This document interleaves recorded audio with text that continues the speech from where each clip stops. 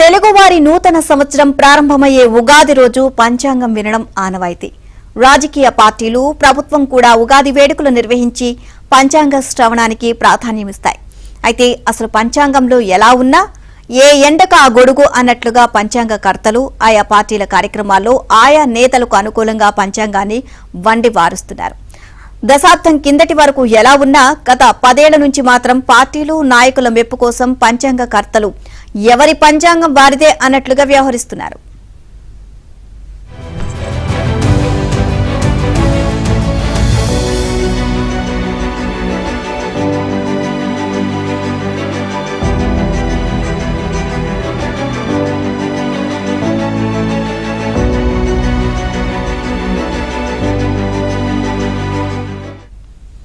విశ్వావసునామ ఉగాది వేళ కూడా ఇదే కనిపించింది. ఏపీ ప్రభుత్వం, టీడీపీ, వైసీపీ కార్యాలయాల్లో వేడుకలు నిర్వహించారు.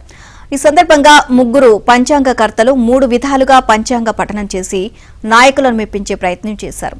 వైసీపీ అధికారంలోకి వచ్చేస్తుందని, ఆ పార్టీ అధినేత జగన్ జాతకం ఈ ఏడాది దేదీప్యమానంగా వెలిగిపోతోంది అని సిద్ధాంతి నారాయణమూర్తి చెప్పుకొచ్చారు. అయితే ఉగాది ఉత్సవాలకు జగన్ హాజరు కాలేదు. పార్టీ నేతలతోనే మమ అనిపించారు. గత ఏడాది సెట్టింగ్లతో పండుగ జరుపుకున్న జగన్ ఈసారి ఉగాది ఊసే ఎత్తలేదు.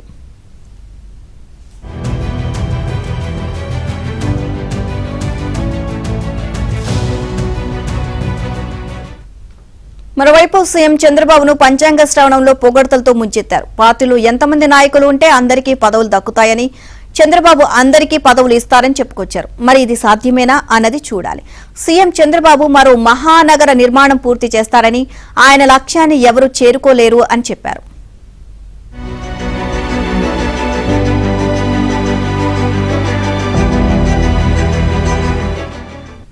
ఇక తెలంగాణలో ఇదే సీన్ రిపీట్ అయింది. తెలంగాణ సీఎం రేవంత్ రెడ్డి ప్రజలు మెచ్చేలా పాలిస్తూ విపరీతమైన నరఘోష ఎదుర్కొంటారని, రియల్ ఎస్టేట్ రంగం పరుగులు పెట్టబోతోంది అని ప్రభుత్వ పంచాంగ శ్రవణంలో సిద్ధాంతి చెప్పుకొచ్చారు. అయితే ముఖ్యమంత్రికి పదవి గండాలు ఉన్నాయి, కేసీఆర్ ఈ ఏడాది సీఎం అవుతారని, రియల్ ఎస్టేట్ లో పెట్టుబడి పెడితే అంతే అంటూ బీఆర్ఎస్ ఆఫీసులో జరిగిన పంచాంగ శ్రవణంలో పండితులు చెప్పారు.